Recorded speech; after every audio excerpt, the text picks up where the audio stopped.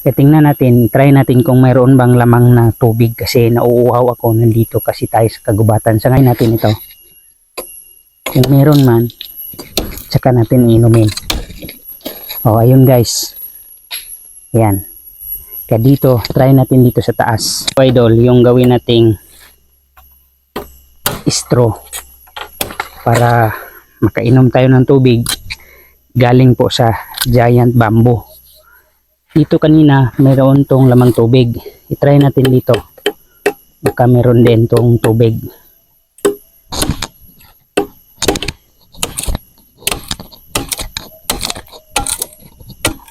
So, meron guys, pero kaunti lang ang tubig dito. Ayan, kaya ito susubuin natin, hihigupin natin yan.